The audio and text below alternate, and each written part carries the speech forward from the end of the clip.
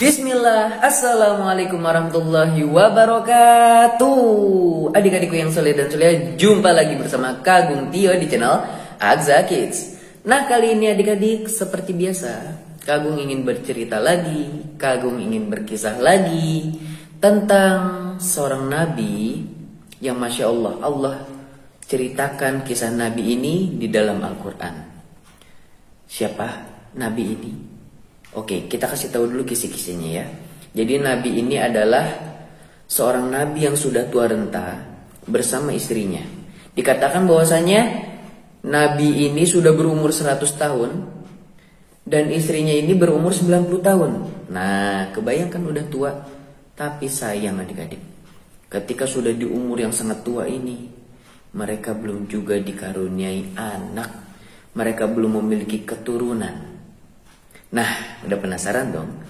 Kisah siapa sih ini nabinya nih? Kok aku nggak tahu? Kok sudah tua belum punya anak? Dan bagaimana selanjutnya? Oke, langsung aja simak terus videonya di Agza Kids.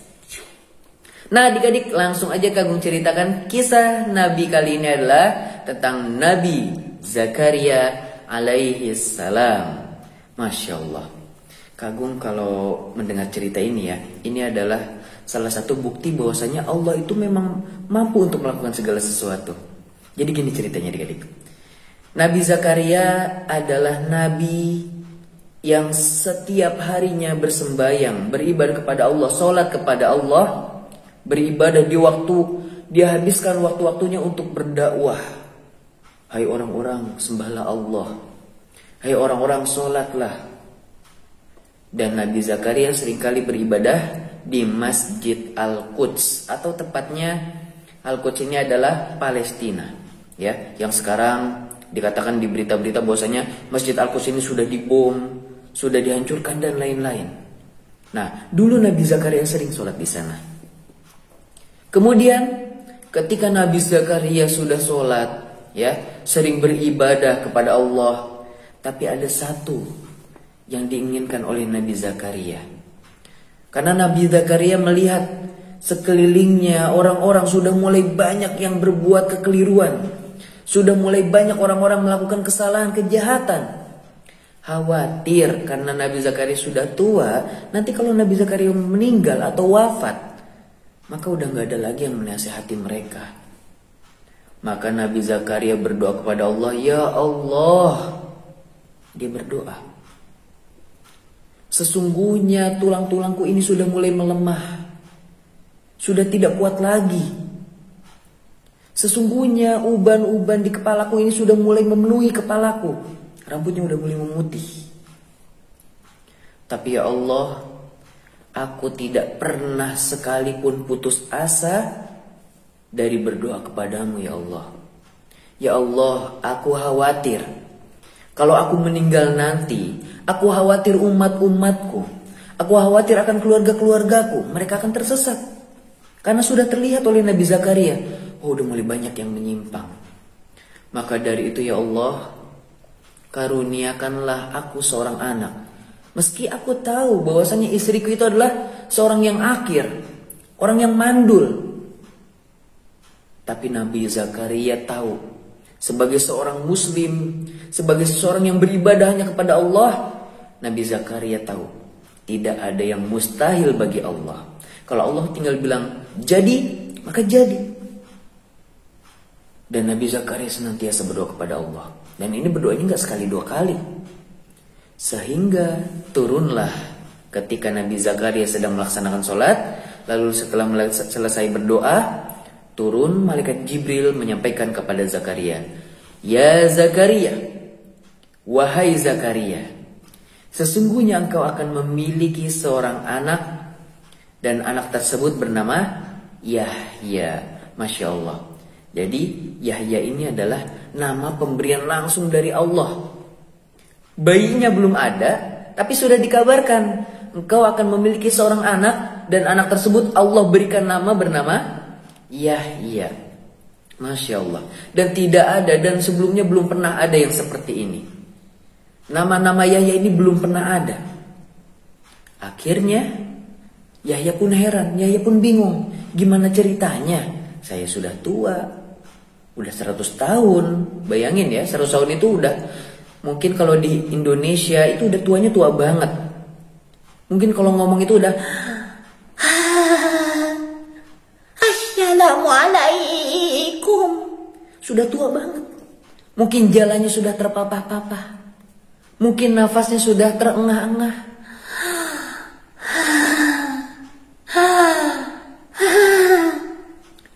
Tapi malaikat Jibril diperintahkan oleh Allah untuk memberikan kabar baik ini, bahwa Nabi Zakaria akan memiliki seorang anak laki-laki bernama Yahya.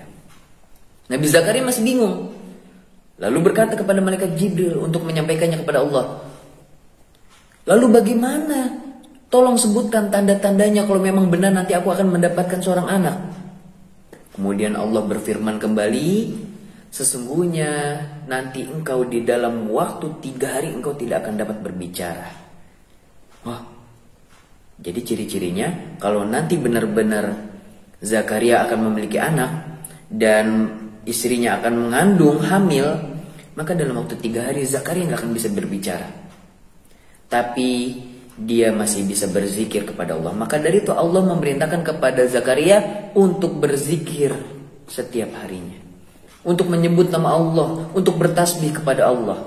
Dia nggak bisa ngomong sama siapa-siapa, dia nggak bisa ngomong, tapi bisa memberikan isyarat, menggunakan tangan, menggunakan kedipan mata, anggukan, tapi nggak bisa bicara selama tiga hari.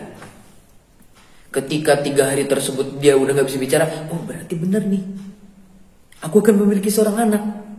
Dan Allah menjadikan istrinya Zakaria, walaupun sudah tua, sebenarnya kalau udah tua rentak kayak begitu, udah 90 tahun, itu nggak akan bisa dia kuat untuk hamil. Apalagi sampai melahirkan udah nggak kuat. Tapi Allah menjadikannya kuat. Segala sesuatu yang bagi kita mustahil, kalau Allah sudah berkata, jadilah, maka jadilah.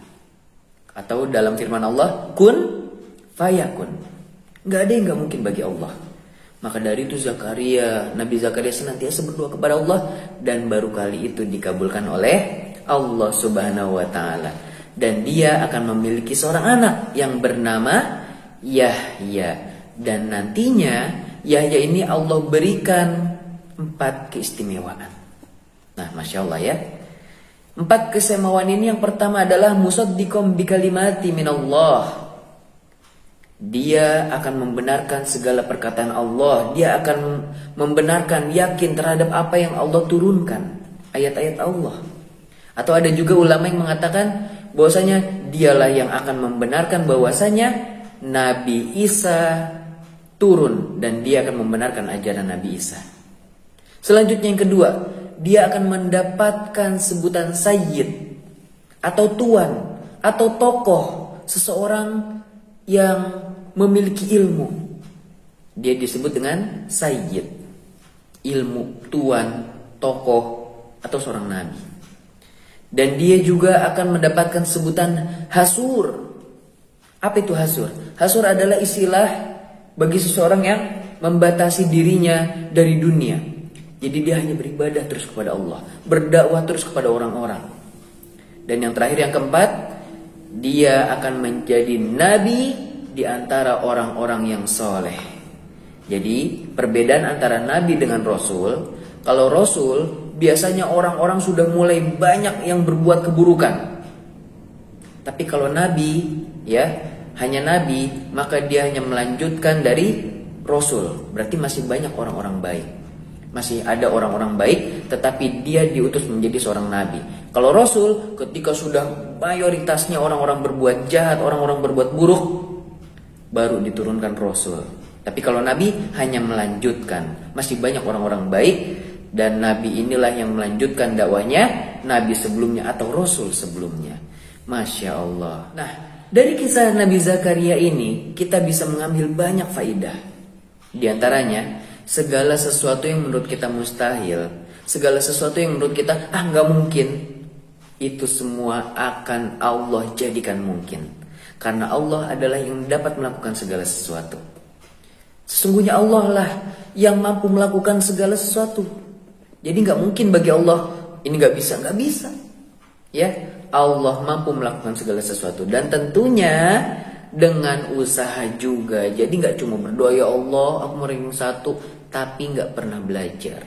Dia berdoa sepertiga malam terakhir di sholat tahajud, dia berdoa antara azan dan iqamat, dia berdoa ketika turun hujan. Tapi dia nggak pernah belajar, maka jangan berharap mendapatkan ranking 1. Nabi Zakaria senantiasa berdoa kepada Allah dan dia juga berusaha menempuh jalan untuk mendapatkan anak.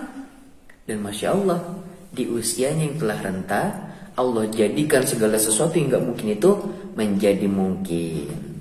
Dan Nabi Yahya adalah anak putranya yang akhirnya selanjutnya melanjutkan risalah kenabian dari ayahnya bernama Zakaria.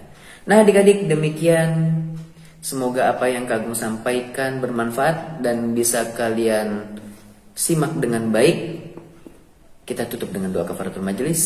Subhanakallahumma bihamdika asyhadu an la ilaha illa anta astaghfiruka wa atubu ilaik. Senantiasa berdoa kepada Allah dan yakin Allah akan kabulkan.